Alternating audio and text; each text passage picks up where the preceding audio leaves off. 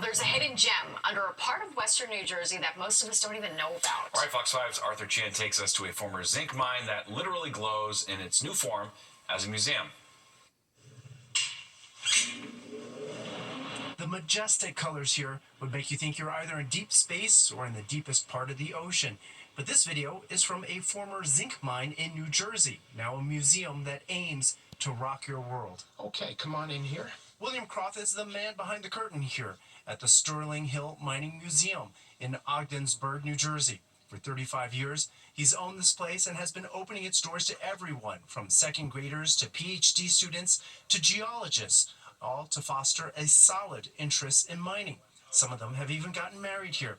While there is a lot to see, 400 minerals, the glowing rock formations set it apart from all other mining museums. So what's happening, this high energy ultraviolet light is being absorbed by our special minerals here. As the outer electrons get excited, they jump up to higher energy levels where they do not belong. When they come back down, they give off energy. Croft took us through the mines, which runs half a mile deep towards the Earth's core. The mine goes down 25 levels. A pulley system would take miners down on one side while bringing up rocks with the counterweight, with what they say is one of the world's largest deposits of zinc used as a protective layer on steel and iron. Digging at the Sterling Hill mine began in the mid-1800s. The glowing rocks were discovered by accident when miners threw switches to turn on lights. It would arc, and the sparks revealed the glowing wonder. One of the zinc ores glows a beautiful green color. And all you had to do was make some sparks, and you could see the outline of where all of that valuable ore was. In 1986, the mine would go out of business, a victim of taxes, worker demands, and environmental regulations. But now it lives on as a timeless classroom, a living, breathing lesson on the elements of life. The museum is open 7 days a week, and they give tours on the weekends at 1 o'clock. But they say if you're a group of 15 or more, they'll make a special arrangement for you. As for Croft, he's crystal clear on what they're here to do. We got to get kids interested in science and engineering. When the kids see these glowing rocks, they go crazy. They realize science is fascinating, science could be fun. An experience engineered to educate, while museum goers have a blast. In Ogdensburg, New Jersey, Arthur Chien, Fox 5 News. Yeah, that is cool. This Saturday, an exhibit opens at the Liberty Science Center honoring the Titanic. It's called Titanic, the Artifact Exhibition. It showcases items lost in the infamous wreckage, including the first-class smoke room chandelier. It also includes study of more than 5,500 authentic artifacts. Always fascinating. Yeah, that's awesome. Well, with just days to go until Valentine's Day, we're all feeling the love. All right, but some of us are feeling it in a 21st century way. Lisa Evers takes a look at modern love. Plus, all she wants for Christmas is to be inducted into the Rock and Roll Hall of Fame. Mariah Carey, just one of the nominees, including Steve's all-time favorite, fish. Go vote, go vote, let's go. All right, let's check the forecast now. I'm not really loving this forecast, though. Love that tease, See what I did nice. there? All right, let's go to Nick. Another messy night. We're getting used to this, right? That's why you guys are professionals. Is Yes. that what they call us? Something like that. I didn't say it what, though. Yes, it's definitely an ugly night. We have some snow now falling in the city, and a little snow mixed with rain in parts of the area. 34, 31 today. Very little movement in the temperature with the cloud cover around. 42, 29 the average. Yeah, we picked up about 1.5 inches of snow overnight in the city, and up to as much as 5 or 6 inches in central New Jersey, as we were expecting, and very little snow up to the north. 62, -3 in the records. Again, a little light snow now, 34 northeast to the wind at 7. It'll get a little gusty overnight. Pressure's falling, as you would expect, with this system coming in from the west. And again, we're going to take a look at area temperatures. Definitely cold enough for snow to stick up by Poughkeepsie and White Plains there at freezing or below. Mid-30s, though, across the city into the island down to the shore. So a lot of this, again, is not necessarily going to stick initially. Better chance of that happening in the north and west, and that's where winter weather advisories are posted. So wind out of the east to northeast, it's going to pick up its speed 10 to 15, gusting 25. Be rather breezy tomorrow. And the highs, again, temperature hasn't moved all that much. Mostly middle 30s in most of the tri-state area. That existed up towards Providence. Stayed in the 20s, Rochester and Albany. 30s, Washington, D.C. Southward to Richmond was cold there. Had a cold rain most of the day.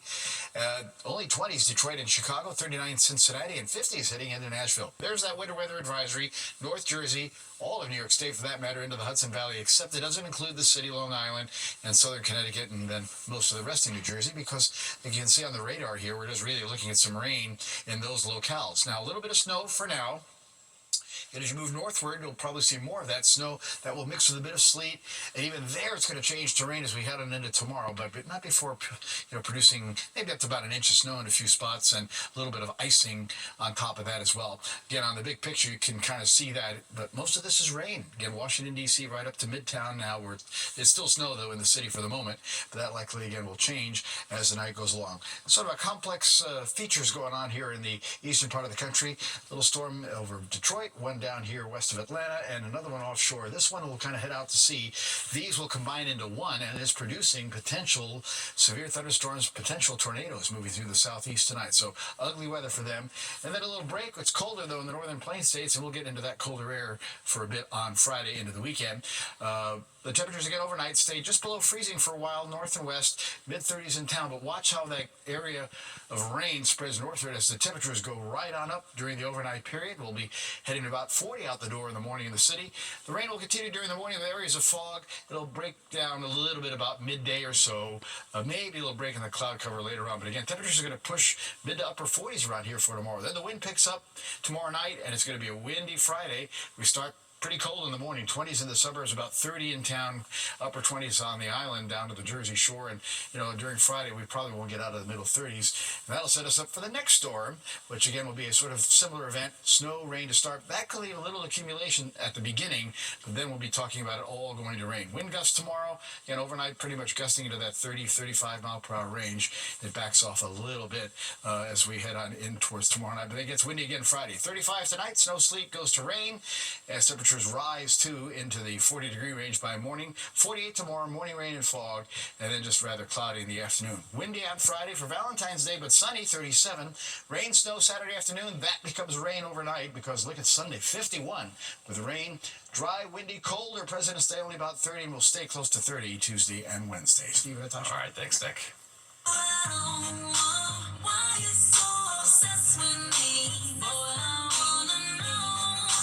Mariah Carey, one of the 14 nominees for this year's Rock and Roll Hall of Fame. 8 names that made the cut are on the ballot for the first time. Billy Idol, Cyndi Lauper, the White Stripes, Fish, oh yes, Oasis, all got the nod this year.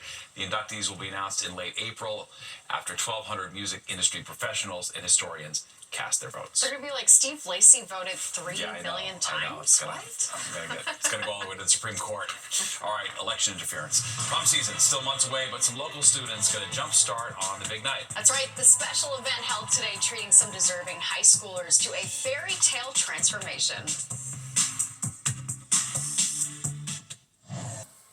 Preparing for prom night can be an overwhelming task, but some local teens got help developing their own unique looks today. All right, Fox 5's Teresa Prioli has more on the annual Say Yes to the Prom Tour, which stopped in the city for a 13th straight year. We've got a yes! It's the moment every high school senior wishes for. That stroke of luck when they found the perfect prom dress. Only for these roughly 100 kids from Brooklyn Prep High School, this day takes on special meaning. I got here, I was like, oh, I have options. Options and options and options galore. 1,200 dresses from Macy's, racks of shoes, mounds of bags, stacks of jewelry. Makeup, hair, a barber, and a team from Men's Warehouse for the guys.